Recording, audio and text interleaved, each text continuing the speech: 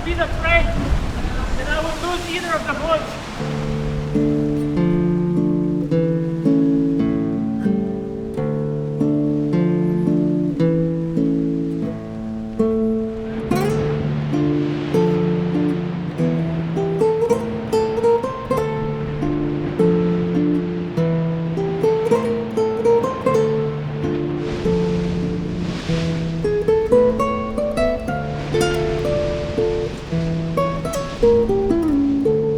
Mallorca ist unbestritten die Hochburg für Steepwater Soloing. Kaum anderswo lässt sich das seilfreie Klettern über dem Wasser so ergiebig praktizieren wie an den Steilküsten der balearischen Mittelmeerinsel. Auf diesem Trip treffe ich mich mit Jernej Kruder. Der Slowene konnte 2016 als erster Espontas wiederholen und hat sich seither in Chris Sharmas zweite King-Linie Alascha verbissen. Seit mehreren Jahren zieht es ihn nach Porte Soller, um die perfekten Bedingungen nicht zu verpassen. Warum er das macht und was ihn antreibt, versuche ich heute in Erfahrung zu bringen. Yeah, how are you? Good, good. Good to see you, huh? With the chalk back, I will mark some like important spots how to down climb or up climb.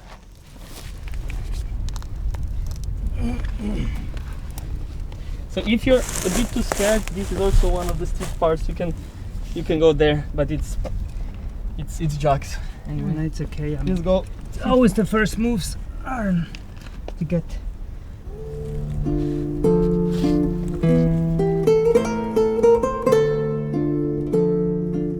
Getreu dem Motto, wer hoch hinaus will, muss unten anfangen, folge ich Jernej an den Fuß einer der berühmtesten DWS-Routen der Welt. Kaum unten angekommen, steigt er direkt in Alascha ein.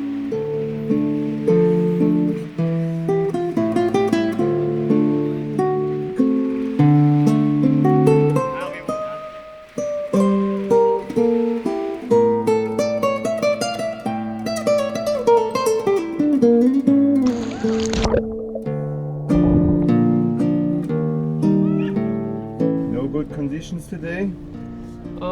Let's not call it a day yet. I think we're gonna eat something and wait for another 2 hours or so and we go back down. Runterklettern hat mich schon ein bisschen Überwindung gebraucht. Ja, ist nicht schwierig, wenn du mit Alpin kletterst, kein Problem.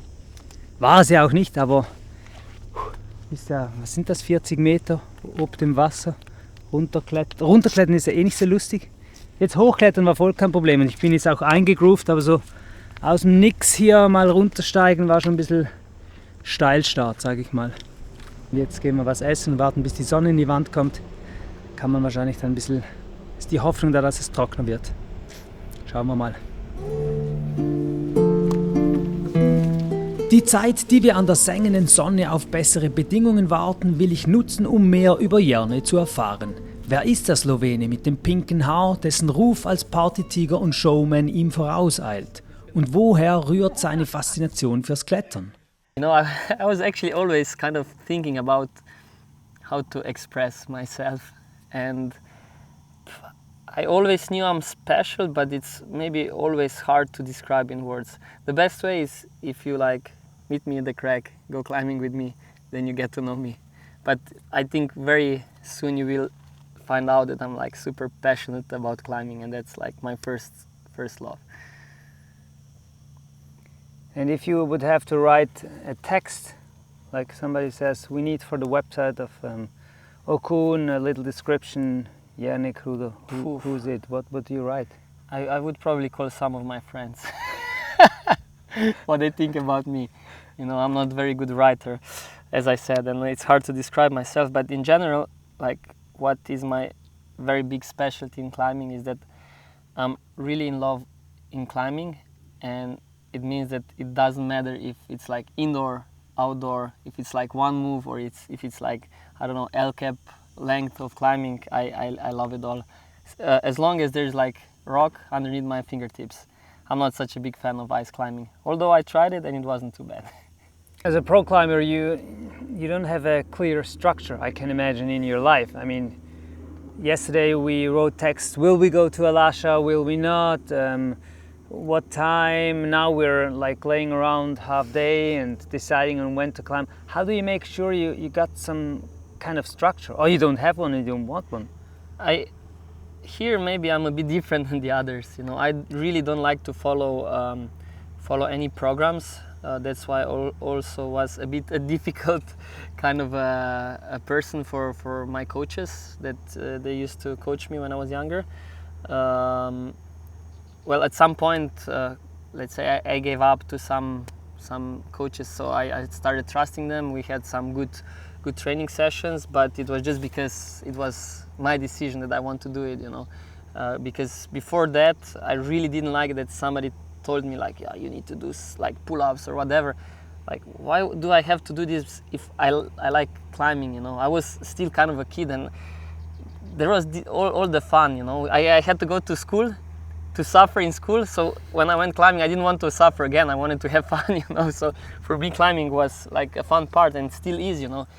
And yeah, so I'm very much of an unstructured guy. So one of your biggest goals on this trip is the route Alasha, correct? Yes. What is it? Why Alasha? I think it's all because of Chris Sharma, you know. He established the hardest routes around like Mallorca in the world in general. So yeah, after sending Espontas, that was the most obvious thing to try, and I think I even tried it like on my first trip after Espontas, and ever since I think it's my 4th or even 5th visit on the island just to try this route. But honestly, I've been struggling with conditions every time. I think being wet would be even better maybe, because now it's like it's greasy. It's like the grease on the rock.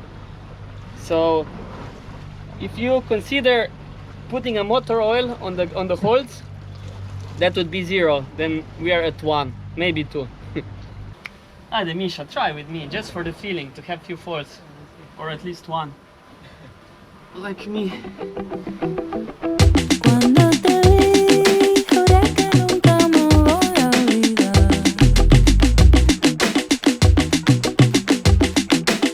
La ilusión de enamorarme de ti cada día. Yo nunca más voy a olvidarte. Yo nunca más voy a olvidarte, amo. Cheerio. Cheers. Good. Now we want to try deep water soloing. What's your advice for people who want to begin? Let's say Calabarca is like the perfect place. Also the routes are slightly shorter. You have all the grades there, and then just grab a pair of climbing shoes, a few chalk bags, and like a big bag of chalk for a week. You should be fine with that. So I would suggest you that if you go like first day climbing and water soloing, first choose some easy routes just to know like how it is to be above the water. Do some swimming, do some like dives from the cliff, you know, that you get to know what it's like, you know, how it's to get out of the water, things like that. The question that many people might ask is, if you go deep water soloing, how do you get to the climb, because you're usually upstream? How do you get there? So The most comfortable way will obviously be having a boat, because with a boat you can just, if you have an experienced driver, like pilot on the boat or a captain, he can bring you up to the climb and you can just stand in front of the boat. Most of the routes, they always have like down climbs from like some super easy routes and then traverses, and somehow it happens here on Mallorca that pretty much all the climbs start from some cave or a ledge or whatever. So this for me is like the purest. Hauptsache Fels unter den Fingern haben. Dieser Satz von Jerne ist mir geblieben. Denn auch wenn er in seinem Hauptprojekt heute nicht viel ausrichten konnte, so scheint seine Leidenschaft fürs Klettern doch deutlich größer zu sein, als dass er den Tag als Misserfolg verbuchen würde. Da die Bedingungen in Alascha auch tags darauf wenig vielversprechend sind, haben wir uns in Cala Estreita verabredet. Did you find the cave? obviously yes. Which one is it? This? The down climb is here and the cave is there. Ah, it's not even Hier in der Cala Estreita wollen sich Crudo und Pico Ruaz einer kaum wiederholten Linie von Ethan Pringle annehmen, Inconvenient Roof.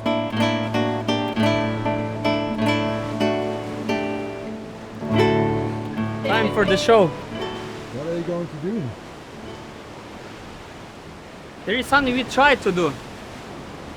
It's like we rappel down with the rope and we're still not sure where to exit. There are several possibilities. The route exists, and even from the description we could not like recognize the line. But that's why we decided just to go ground up.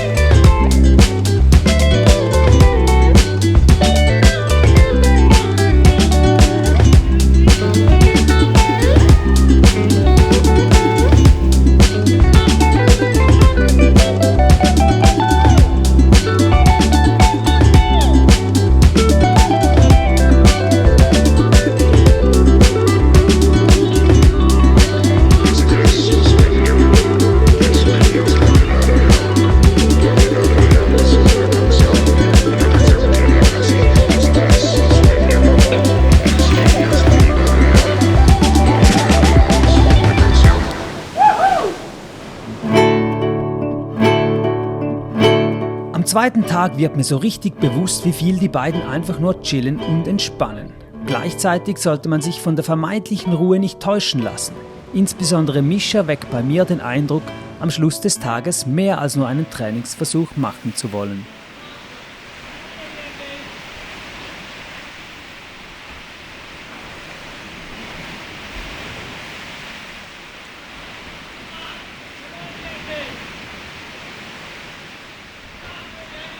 Yeah, come on.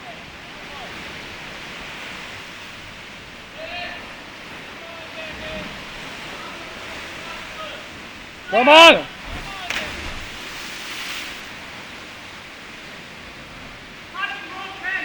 I was there. I was just so fucking far. You know, I was a bit afraid that I would lose either of the boats. Alle, dranbleiben, komm! Komm, dranbleiben, Mischa, komm! Alle, jawohl! Komm, Vollgas, gib alles! Komm, Mischa! Alle, Mischa! Jawohl, komm, dranbleiben, Mischa! Come on! Alle, komm! Komm, Mischa! Gib alles! Alle, komm! Alle, Mischa! Jawohl! Geilo! Alle, Mischa, sehr schön.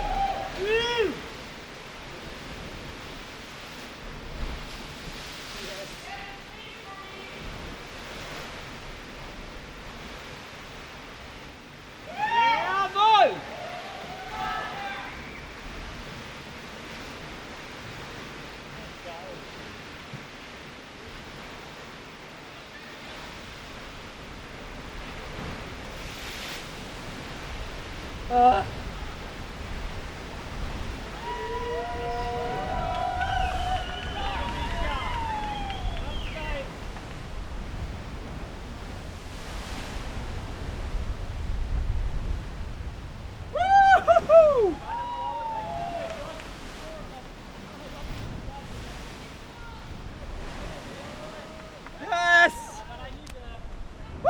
That was probably the most fun I ever had with water soloing. It's just like complete focus and going for it. Quite on the limit. Like the last move to the jack was, I slipped on my left hand a little bit, but somehow I even caught the pocket better. I managed to hold myself in, but so cool. Did the party boat help? Let's get the party started. The party boat helped, yeah. The party boat helped, and it helped seeing Krudi climbing before me, because he found like a few tweaks. Misches Begehung von heute hat bei mir gerade einen Flashback ausgelöst. 2021 hat Jakob Schubert kurzerhand Alascha geklettert und Krudi, der die Linie schon seit mehreren Jahren projektierte, die erste Wiederholung weggeschnappt. Was geht in solchen Momenten wohl in Järne vor? I mean, I was happy for him, of course. Here you can see that it's not all about the conditions, but also if you're like strong enough, you can send it when the conditions are good. So he had few good days. He spent the time very well, and he managed to climb it. So yeah, but you know, he's like one of the best climbers in the world at the moment. Sometimes I know that from on another level, if you're climbing with friends, you're like happy for him, but still you're like, Yeah, also a bit like not this? really. I mean, yes, of course, at this moment, I wish it was me, you know, but at the end, you know, it's like it's naturally. Of course, like I could be like the bad guy and not giving him the beta and not telling him how to rappel down, try the route. But I would feel stupid not to do that. You know, he's my friend. Of course, I'm gonna give him the help he needs to work on the route, and I'm pretty sure everybody would do pretty much the same for me. So it's like a natural process of trying the hard routes. Das waren echt zwei intensive und spannende Tage mit Järne und Mischa. Jetzt ist es aber an der Zeit, dass wir selbst Hand anlegen. Um meinen Kumpels einen sanften Einstieg ins Deepwater Soloing zu ermöglichen, bringe ich sie an einen Spot, der für die ersten Versuche kaum besser geeignet sein könnte: Galabarques. Noch bevor wir loslegen, kommt übrigens eine SMS von Krudi. Er hat Inconvenient Roof auch noch geklettert. Ich würde sagen, wir machen jetzt mal den ersten Übungssprung, damit man alle spüren, wie so die Höhe ist und der Impact beim Runtergehen. Wichtig ist, kehrt zu machen, Arme zusammen, Beine und dann runter geht's. Ja? Auf 3. 1, 2, 3. Reicht ja, wenn Sie das machen, oder? Ich habe es schon gemacht vor 10 Jahren.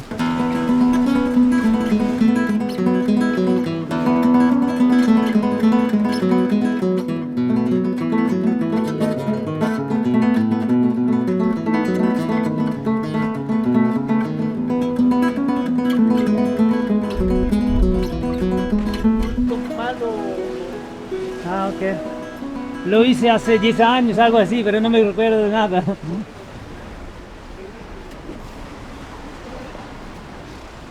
Dynamic or static? Static. Dynamic, dynamic. Okay. Also wir haben jetzt zum nächsten Sektor gewechselt, Metrosexual heißt er, und die gleichnamige Route, die liegt eben auch in diesem Bereich jetzt, ist glaube ich so 7a bewertet. Da stürze ich mich jetzt mal rein und hoffentlich nicht runter.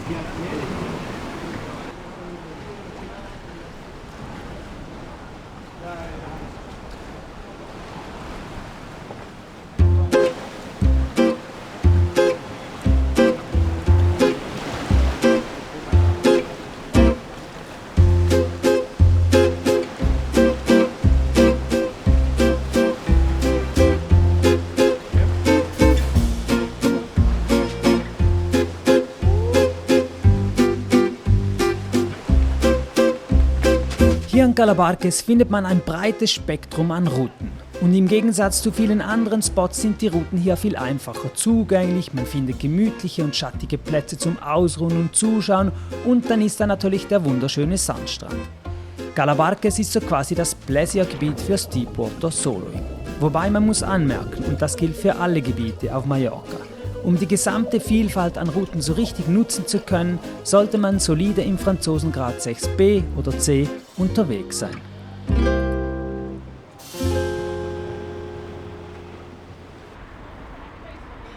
Nach der ersten Angewöhnung im Mikrokosmos von Galabarques wollen wir uns heute einen etwas anspruchsvolleren Spot ansehen, Cova del Diablo.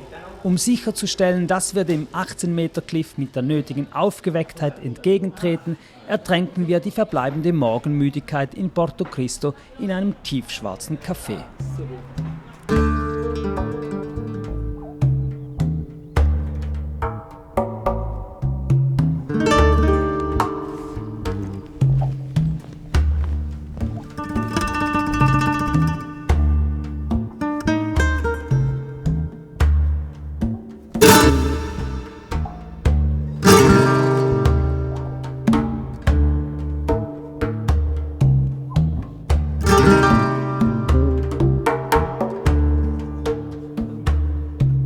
Während ich am Fixseil den rot-ockerfarbenen Fels heruntergleite, werden Erinnerungen wach. Gut 10 Jahre ist es her, seit ich das letzte Mal hier geklettert bin.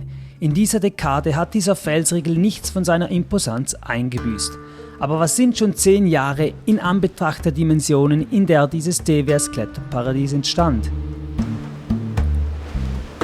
Christian und Rolli probieren sich in Afroman, einem Megaklassiker des Gebiets. Die Linie vom britischen Kletterer Tim Emmett aus dem Jahr 2001 zieht an großzügigen Griffen durch einen der steilsten Wandteile des Gebiets. Fun Fact: Am selben Tag, an dem sich Rolli und Christian an den weiten Zügen abkämpfen, ist auch der Erstbegeher vor Ort und spaziert die Route kurzerhand barfuß hoch.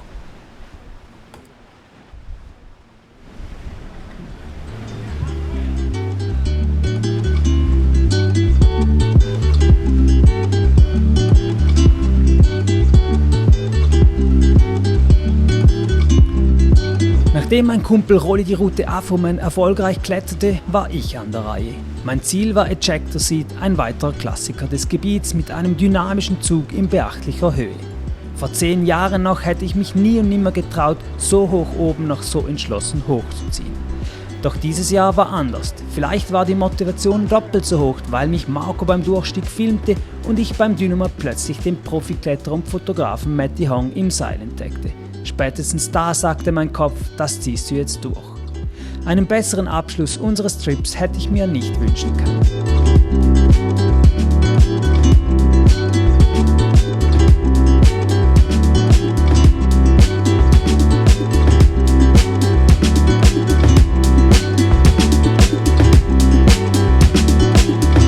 Nach zahlreichen Begehungen und noch mehr Abflügen ins warme Wasser steht bald unser Abflug nach Hause an.